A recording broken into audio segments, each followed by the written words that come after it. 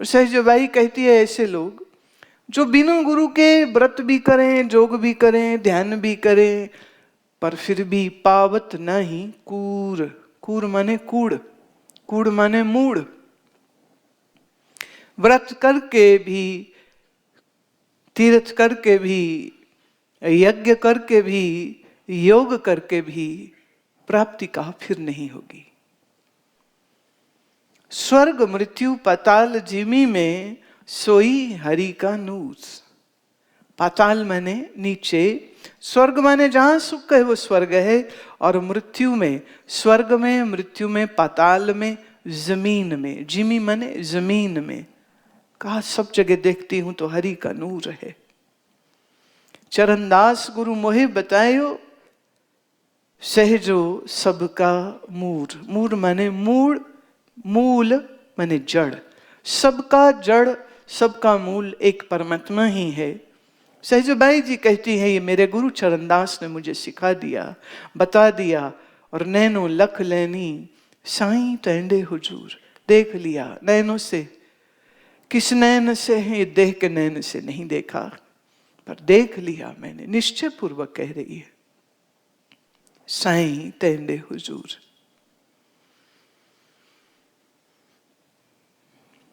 ज्ञान से सिर्फ अगर परमात्मा मिल जाता तो ज्ञान की पुस्तकें, ग्रंथ, शास्त्र जिस प्रिंटिंग प्रेस में छपते हैं, वहाँ के प्रूफ रीडर, वहाँ के रीडर्स, वहाँ के राइटर्स, वहाँ के टाइप करने वाले सारे ही मुक्त हो जाते।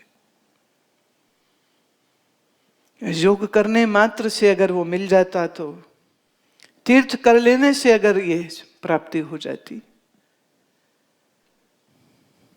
तो एक जगह कबीर साहब कहते हैं कि कभी भेड़ों को देखा है, कभी बकरियों को देखा है, वो पहाड़ों में ही चढ़ी रहती हैं सारा समय, पर कितना ही पहाड़ चढ़ जाए वो ज्ञानी नहीं हो पाती। तो ये व्यंग कस रहे हैं जो पर्वतों पे तीर्थों को ही करते रहते हैं। अभी यहाँ चढ़ गए इस पहाड़, अभी उस पहाड़ चढ़ गए, अभी उस पहाड़ चढ़ गए, अभी उस पहाड़ चढ़ गए। एंड समहाउ सारे तीर्थ होते पहाड़ों पर ही, ऊंचे ही होते हैं। पैदल ही जाना पड़ता था। अब तो खैर हेलीकॉप्टर है, अब तो हेलीकॉप्टर में भी चले जाओ। But in older days people had to walk, they had to trek, go through jungle, go to 14,000 feet height, go to 16,000 feet height. मैं कुछ एक ऐसे साधुओं को मिली जिन्होंने पूरे भारत देश के सारे तीर्थ किए पैदल जाकर, वॉकिंग। ट्रेन नहीं, प्लेन नहीं, बस नहीं, कार नहीं, पैदल। और एक बार नहीं, 2 बार की। बड़ी तपस्या है, आसान नहीं, बड़ा कठिन है, आसान नहीं पैदल चलना। और शुरू कहाँ किए थे? वो गंगोत्री से शुरू हुए, और एक बार कन्याकुमारी, और फिर कन्याकुमारी से घूमते हुए वेस्ट से होते हुए केरला, गुजरात, राजस्थान, सब जो रास्ते में तीर्थ आएंगे सब तीर्थों को देखते देखते देखते हरियाणा, और फिर उत्तर प्रदेश, और फिर ऋषिकेश अपने आश्रम में पहुंची। अगली बार फिर शुरू किया, इस बार केदार से किया शुरू। केदार से पैदल चले, और पैदल चलते चलते इस बार वेस्ट साइड से होते हुए ईस्ट के दर्शन करते हुए मध्य सेंट्रल इंडिया से होते हुए वो पैदल पैदल पैदल सब तीर्थ तीर्थ तीर्थ करते करते करते वो ऋषिकेश पहुंचे। करीब करीब 2.5 लाख किलोमीटर वो पैदल चले। अच्छे हैं, तपस्वी है। पर एक संशय सहजबाई कह रही है, दे रही है कि तीर्थ तीर्थ घूमने से क्या सत्य मिल जाएगा? सहजबाई जी बड़ी हिम्मत से ये बात कह रही है। जिस देश में बहुत से साधु सारा जीवन सिर्फ तीर्थ ही करते,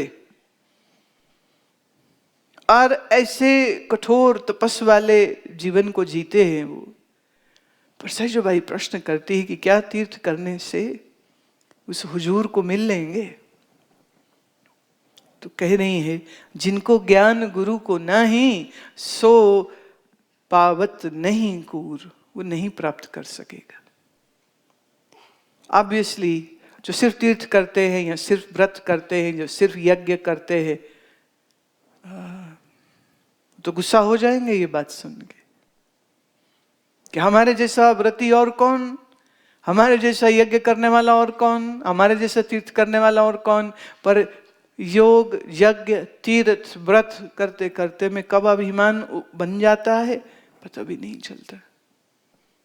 पूज्य स्वामी अखंडानंद जी महाराज कहते थे, सत्य तुम्हारे भीतर है, तुम बाहर भटक रहे हो, मिलेगा कैसे?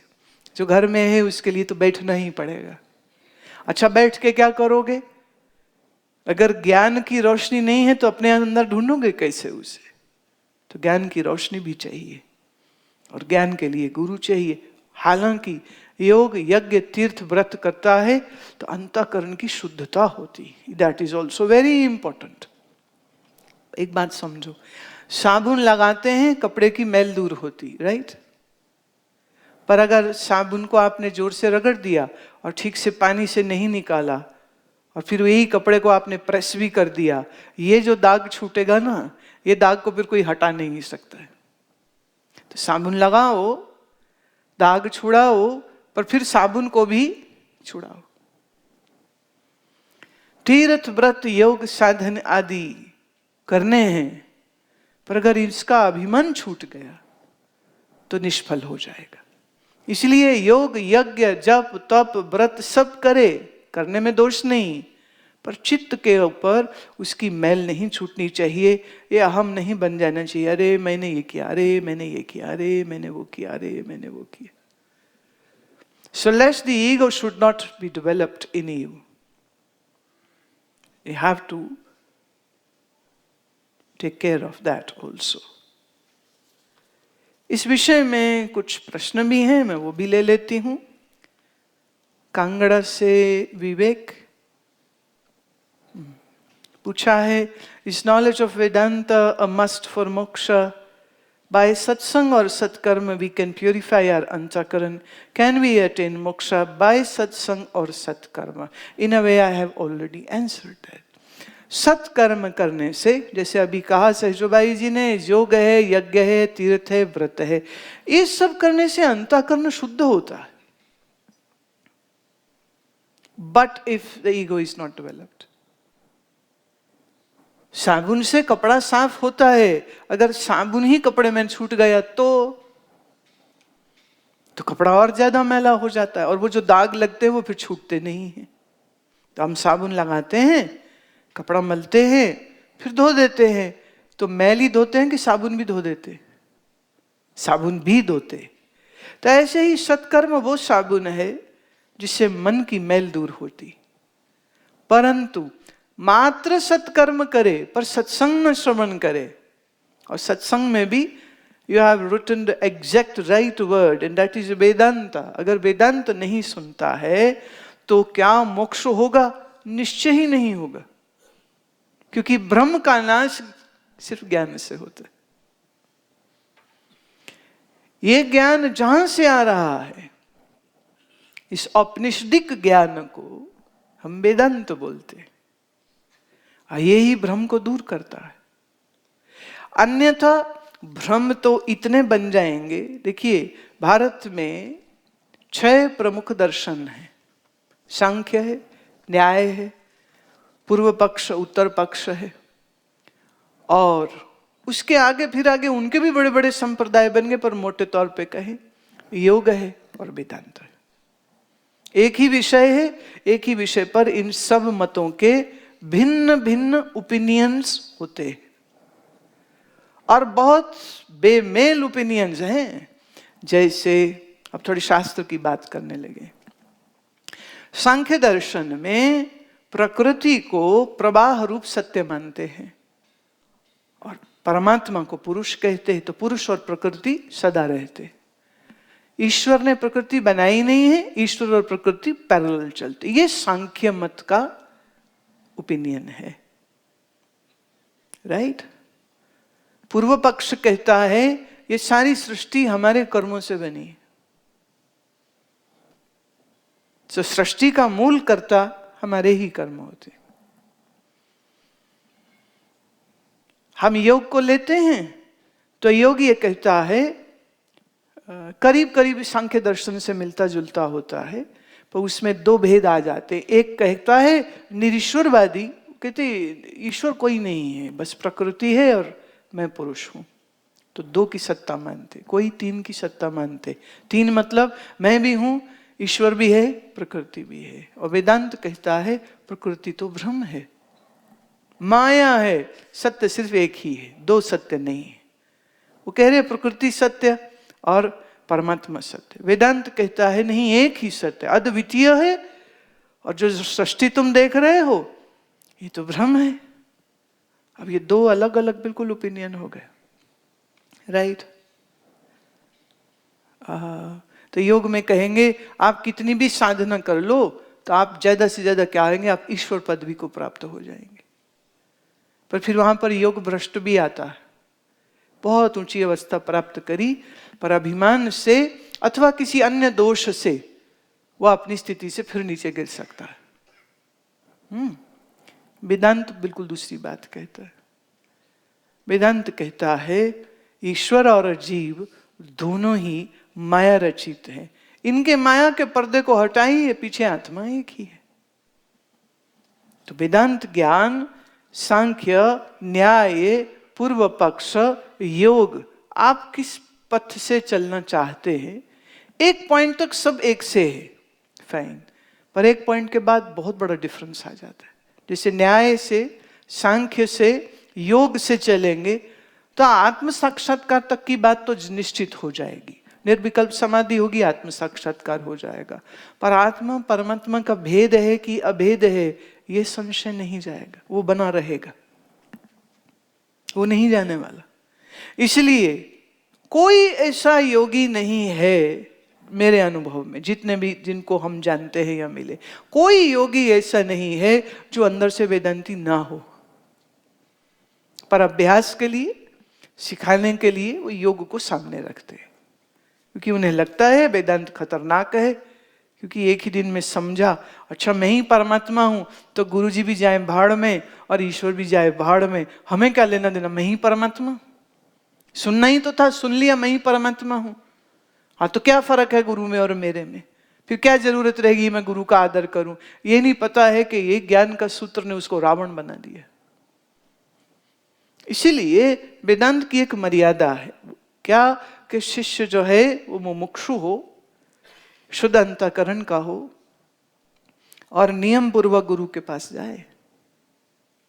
What is difference in between a Guru and a teacher? आप ट्यूशन के लिए टीचर घर बुलाते हो, आपका बच्चा भी जानता है मेरे बाप का नौकर है, पैसे फेंकता है, टीचर घर आता है, इसलिए वो अंदर से रिस्पेक्ट नहीं कर सकता है, करेगा भी नहीं। It's very difficult. टीचरों की पिटाई हो जाती है, हाँ टीचर तो क्या, अभी तो रिसेंटली वाइस चांसलर की पिटाई कर दी गई, स्टूडेंट्स ने करी। तो जो स्टूडेंट अपने वाइस चांसलर को मारेंगे, अपमानित करेंगे, उसका मुंह काला करेंगे, ऐसे बच्चे क्या शिक्षा कोई ले पाएंगे? नहीं ले सकते। तो गुरु और टीचर में क्या फर्क है? यूनिवर्सिटीज में वेदांत एज ए सब्जेक्ट पढ़ाया जाता है, एमए होता है, उसमें पीएचडी होता है, और ऐसे पीएचडी किए हुए वेदांती स्टूडेंट्स, लेक्चरर्स, प्रोफेसर्स को मैंने देखा, शब्दकोश बहुत अच्छा है उनका, जीवन नहीं, अभिमान है, जीवन नहीं है उनके पास, मस्ती नहीं है, आनंद नहीं। तो गुरु के पास कहाँ विधि पूर्वक जाए? गुरु कैसा हो वेदांत वो भी लक्षण देता है। देखिए उसके विहीन जब आप सही से नहीं चलते हैं और बहुत कुछ पढ़ने लग जाए, जैसे मैंने अभी जो बात कही, अब किसी को शौक आ जाए और वो अपने आप से वेदांत के भी ग्रंथ ले ले, सांख्य के भी ले ले, योग के भी ले ले। आजकल लेने की जरूरत नहीं, इंटरनेट पे है और टीवी पे हर प्रकार के उपदेशक भी हैं। लोगों के पास बुद्धि तो है नहीं, समझ है नहीं कि ये किस मत संप्रदाय, किस दर्शन का ये आचार्य, वो तो सारे एक से ही होते। इतने बड़े गधे लगते हैं वो मुझे जो बंदे ये कहते सारे एक ही होते। कहां से एक होते? बिल्कुल एक नहीं। नहीं तो 6 दर्शन भारत में होते ही क्यों? एक ही बोल देते ना, फिर 6 क्यों बोल रहे? द्वैतवादी हैं, अद्वैतवादी हैं। अब द्वैतवादी जो है वो कहेगा कि बस हम भगवान की उपासना कर सकते हैं, भगवान खुश हो जाएंगे तो मुक्ति दे देंगे। भक्ति मार्ग ये कहता है। पर ज्ञान कहता है भक्ति करो ना करो अलग विषय है, पर जो मोक्ष किसी ईश्वर की खुशी से मिला है वो ईश्वर की नाराजगी पे वापस भी तो ले सकता है ना। तो ऐसे मोक्ष को हमें चाहिए ही नहीं, ये मोक्ष होता ही नहीं, ये तो भ्रम है। जो भगवान दया करके मुक्त कर दे, अब भगवान का मूड बिगड़ गया, वो चल वापस बंधन में, छुड़ाया मैंने फंसा भी मैं ही सकता हूं। तो ये फंसाने और छुड़ाने वाला चक्कर वेदांत में कहीं से भी नहीं, कहीं से भी नहीं।